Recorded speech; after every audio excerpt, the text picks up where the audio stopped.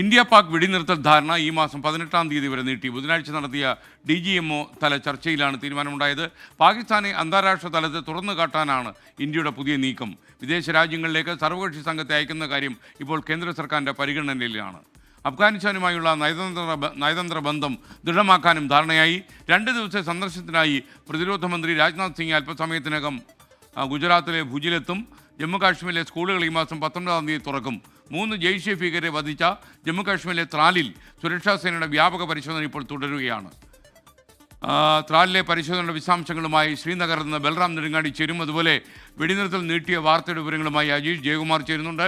അതുപോലെ അഫ്ഗാനിസ്ഥാനുമായുള്ള പുതിയ നയതന്ത്ര നീക്കത്തിൻ്റെ സ്ട്രാറ്റജിക് നിലപാടുകളെക്കുറിച്ച് സംസാരിക്കാൻ ദിലീപ് കുമാർ സെൻട്രൽ ന്യൂസ് ഡെസ്കിൽ നിന്ന് ചേരും.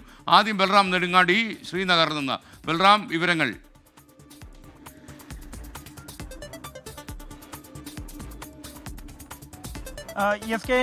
ഈ പഹൽഗാം ഭീകരാക്രമണത്തിന് പിന്നാലെ പാകിസ്ഥാനിൽ നിന്നും നുഴഞ്ഞുകയറി എത്തിയ ഭീകരർക്ക് പ്രാദേശികമായ സഹായം, അവർക്ക് ഈ ഭീകരാക്രമണ പദ്ധതിയുടെ ആസൂത്രണത്തിൽ ഉൾപ്പെടെ സഹായിച്ച പ്രാദേശിക ഭീകരർക്ക് വേണ്ടിയുള്ള അന്വേഷണം ഊർജിതമാക്കിയിരുന്നു. ഇതിന്റെ ഭാഗമായാണ് കഴിഞ്ഞ 2 ദിവസങ്ങളിടയിൽ 48 മണിക്കൂറിനിടെ 6 ഭീകരവാദികളെ വധിച്ചത്. ഇന്നലെ ത്രാലിലുണ്ടായ ഏറ്റുമുട്ടലിൽ ജെയ്ഷെ മുഹമ്മദ് ഭീകരവാദികളെയാണ് വധിച്ചത്. അതിൽ ഈ ഭീകരാക്രമണ പദ്ധതികൾക്ക് ആസൂത്രണം ചെയ്യുന്ന ഭീകരൻ ആസിഫ് ഷെയ്ഖ് അടക്കമുള്ള 3 പേരാണ് കൊല്ലപ്പെട്ടിരിക്കുന്നത്. ജെയ്ഷെ മുഹമ്മദ്, ഒപ്പം തന്നെ ലഷ്കർ ഇ തൊയ്ബ എന്നീ ഭീകര സംഘടനകൾക്ക് വേണ്ടി ഒട്ടേറെ ഭീകരാക്രമണങ്ങൾ ഇയാൾ ആസൂത്രണം ചെയ്തതായി സുരക്ഷാ സേനയ്ക്ക് വിവരം ലഭിച്ചിരുന്നു. നേരത്തെ പഹൽഗാം ഭീകരാക്രമണത്തിന് പിന്നാലെ തന്നെ പ്രാദേശികമായി ഈ പഹൽഗാമിൽ ആക്രമണം നടത്തിയ ഭീകരർക്ക് സഹായം നൽകിയ 14 ഭീകരരുടെ പട്ടിക സുരക്ഷാ സേന പുറത്തുവിട്ടിരുന്നു. ആ പട്ടികയിൽ ഉൾപ്പെട്ട 6 പേരാണ് കഴിഞ്ഞ ദിവസങ്ങളിൽ കൊല്ലപ്പെട്ടത്. ബാക്കിയുള്ള ആളുകൾക്ക് വേണ്ടിയുള്ള അന്വേഷണം ഊർജിതമായി തന്നെ തുടരുകയാണ്. ഇവർക്ക് കീഴടങ്ങാനുള്ള അവസരം എന്നുള്ളതാണ് സുരക്ഷാ സേന ആദ്യം നൽകുന്നത്. അത്തരത്തിൽ കീഴടങ്ങാൻ തയ്യാറാകാതിരിക്കുകയും സുരക്ഷാ സേനയെ ആക്രമിക്കുകയും ചെയ്യുന്ന ഘട്ടത്തിലാണ് ഏറ്റുമുട്ടലിലേക്ക് കടക്കുന്നത് എന്നാണ് സേന നൽകുന്ന വിശദീകരണം. ഈ പ്രധാനമായും ത്രാൽ, പുൽവാമ അടക്കമുള്ള ഈ 4 മേഖലകൾ, 4 നഗരങ്ങൾക്ക് ചുറ്റപ്പെട്ട് കിടക്കുന്ന വനമേഖല കേന്ദ്രീകരിച്ചാണ് ഈ അന്വേഷണവും തെരച്ചിലും ഇപ്പോഴും ഊർജിതമായി തന്നെ പുരോഗമിക്കുന്നത്. ഇന്ന് ഈ കഴിഞ്ഞ 2 ദിവസം നടന്ന ഏറ്റുമുട്ടലുമായി ബന്ധപ്പെട്ടുള്ള കാര്യങ്ങൾ വിശദീകരിക്കുന്നതിനായി സംയുക്ത വാർത്താ സമ്മേളനം കരസേനയുടെയും ഒപ്പം തന്നെ പോലീസിന്റെയും സംയുക്ത വാർത്താ സമ്മേളനം ഇന്ന് വിളിച്ചിട്ടുണ്ട്. കഴിഞ്ഞ 2 ദിവസവും വാർത്താ സമ്മേളനം ഇക്കാര്യത്തിനായി വിളിച്ചിരുന്നെങ്കിലും അവസാന നിമിഷം മാറ്റിവെക്കുകയായിരുന്നു. തുടർന്നാണ് ഇന്ന് ഈ ഓപ്പറേഷന്റെ വിശദാംശങ്ങൾ പങ്കുവയ്ക്കാനായി വാർത്താ സമ്മേളനം വിളിച്ചിരിക്കുന്നത്. ഇനിയുള്ള ഈ ഭീകരവിരുദ്ധ പോരാട്ടത്തിന്റെ തുടർ നീക്കങ്ങൾ അടക്കമുള്ള കാര്യങ്ങൾ ഈ വാർത്താ സമ്മേളനത്തിൽ വിശദീകരിക്കുമെന്നാണ് പ്രതീക്ഷിക്കുന്നത്. ഓക്കെ, ബൽറാം നെടുങ്ങാടിയാണ് ശ്രീനഗറിൽ നിന്ന് വിവരങ്ങൾ നൽകിയത്. ഇപ്പോൾ ഏറ്റവും പ്രധാനപ്പെട്ട വാർത്ത വരുന്നത് ജമ്മുകാശ്മീരിലെ മുഴുവൻ സ്കൂളുകളും ഈ മാസം 19-ാം തീയതി തുറന്ന് പ്രവർത്തിക്കും. ഇത് സംബന്ധിച്ച് സർക്കാർ ഉത്തരവിറക്കിയെന്നാണ് പറയുന്നത്.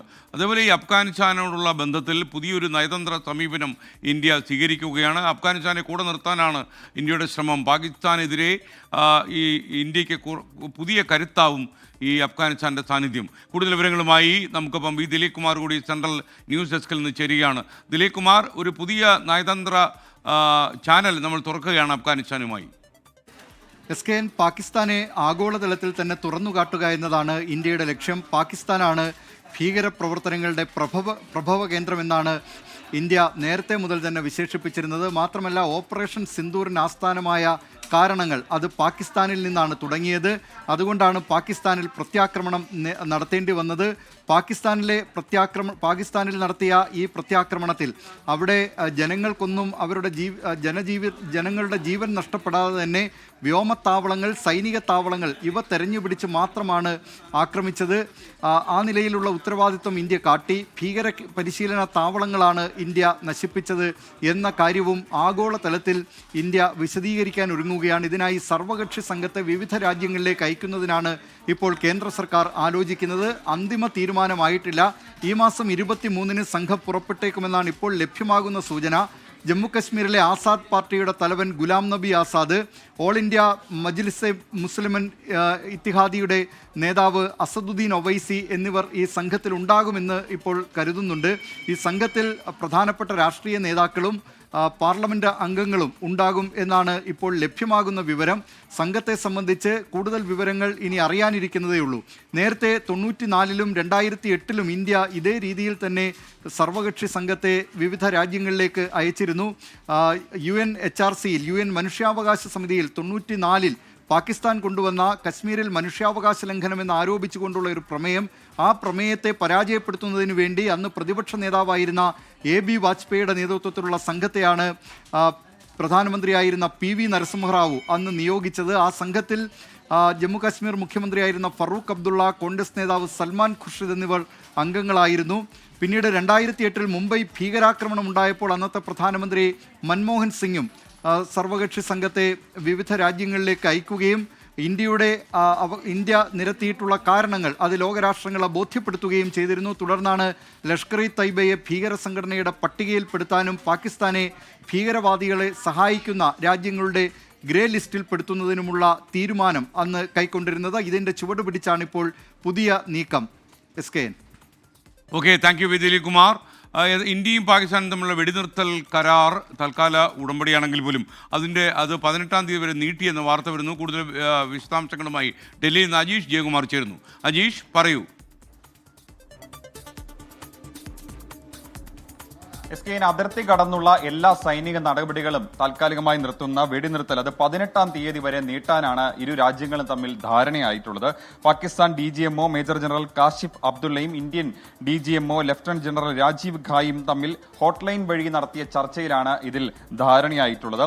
ഇക്കാര്യം പാകിസ്ഥാൻ വിദേശകാര്യമന്ത്രി ഇഷാഖ് ധാറിനെ ഉദ്ധരിച്ചാണ് ഇന്ത്യയിലെ വാർത്താ ഏജൻസികൾ റിപ്പോർട്ട് ചെയ്യുന്നത്. ഇന്ത്യയിൽ നിന്ന് ഇക്കാര്യത്തിൽ ഔദ്യോഗികമായിട്ടുള്ളൊരു അറിയിപ്പൊന്നും ഇതുവരെയ്ക്കും കിട്ടിയിട്ടില്ല. ആദ്യമായി ഇന്ത്യയും പാകിസ്ഥാനും ഈ പഹൽഗാം ആക്രമണത്തിന് പിന്നാലെ ഉണ്ടായ സംഘർഷത്തിന് പിന്നാലെ മെയ് 10-നാണ് സീസ്ഫയർ ധാരണയിലെത്തുന്നത്. പിന്നീട് മെയ് 14-ന് വീണ്ടും ഹോട്ട്ലൈൻ വഴി നടത്തിയ ചർച്ചയിൽ അതിർത്തിയിലെ സേനാ വിന്യാസം അടക്കം പിൻവലിക്കുന്നതിൽ ഒരു ധാരണയുണ്ടായി.